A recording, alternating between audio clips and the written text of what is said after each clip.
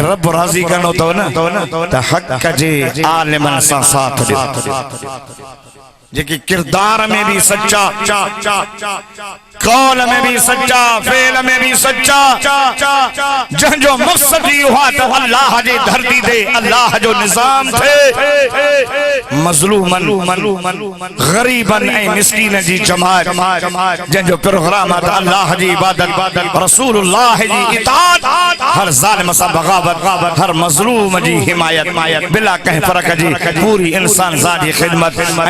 ऐं जंहिंजो उसूल आहे त ख़ुदा सां दोस्ती, इहा हिकु जमायत आहे जेका ॾिसो ज़ालिमन ऐं शाबिरन सां टक्कर दिखाए साम्हूं अवां नज़र कयो ख़ुदा जो कसम हर मोड़ ते नमूसे रिसालत हुजे, नमूसे सहाबा हुजे, अहल बैतन इमामन जो जेकॾहिं इज़त को हमलो थो करे, को मस्जिद मदारस जे मथां को हमलो थो करे, को गरीब ऐं मिस्कीन सां नाजाइज़ी थो करे, क़ाइदे मिल्लत इस्लामिया मौलाना फज़ल रहमान बिलख़ुसूस सिंध में अल्लामा राशिद महमूद असांजा अमीर मोहतरम हज़रत साईं अब्दुल क़य्यूम साहब दामत बरकातुहुल आलिया चौकन चौराहन ते बीही करे इन मज़लूमन जा जेको असो हिमायत करे ऐं इन्हनि जे हुकूक जे हासिलात जे लाइ, सिंध जे हुकूक जे हासिलात लाइ ॾींहुं रात पाण पतोड़िन था ऐं इंशाअल्लाह हिन मुल्क में 2000 जे महीनो हले थो न 2027 में मार्च जे महीने में आलमी अमन इज्तिमा कॉन्फ्रेंस थी। मां तव्हां पुछां थो अञा साल पियो आहे, अॼु खां वठी हर हिकु दोस्त जेको फंड ॾियण रखियो हुयो त उहो बि अदा कयो, तयारी कयो। 3 ॾींहं कॉन्फ्रेंस हलंदी जिथे पूरी दुनिया जा आलिम ईंदा, काबतुल्लाह जा इमाम ईंदा, दारुल उलूम देवबंद जा आलिम ईंदा। अॼु खां वठी अवां तयारी कंदो,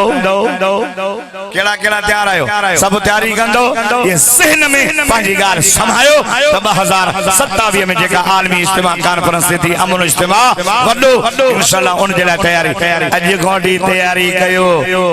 त हिन साल जेके हिन वारे जेका थींदी पंहिंजो इलेक्शन चओ इंशाअल्लाह हक़ पंहिंजो विड़ी वठंदासीं।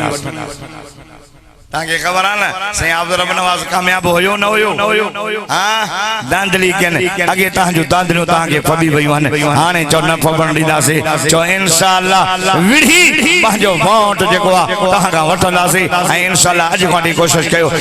एक मानो आज खाडी कोशिश करे ये समझ दिजणो सिर ते इलेक्शन बीठिया उलमा जो साथ दीदा से उलमा सा गड हुंदा से अल मरो मा मन हब्बा कमा काल पान फरमाए जंजी जैसा मोहब्बत होंदी उन गडो होंदो कहजा कायदा केड़ा कहजा कायदा केड़ा कलमे वारो जमीयत उलमा इस्लाम जा कारकुन जाम सुहारे वारो मुके रब मोहम्मद जो कसम असा खुश नसीब आयो जो असा जो कायद अमीरुल मोमिनीन कायद मिल्लत इस्लामी मौलाना फजल रहमान दाढ़ी वारो पटके वारो आलिम कुरान जो हाफिज कारी बुजुर्ग सिंध जो अमीर साईं हजरत साईं अब्दुल क़य्यूम साहब आलिम बुजुर्ग और सिंध जो जनरल सेक्रेटरी अल्लामा राशिद महमूद आलिम कहजा कायदा केड़ा कहजा कायद रात जो अलाई तारीखी उंधाई तारीखी मेरा चादा कर मुके फखरा मुके जमीयत उलमा इस्लाम ये कायदीन दे फखरा जो मुजा कायद सब दुनिया सुती पया राह जो मुसल्ले ते बिही करे पंजे रब के परचांदा ये कायद अज भी हसा गड्डो आहियो इंशाअल्लाह क़यामत जे ॾियारे उथंदासीं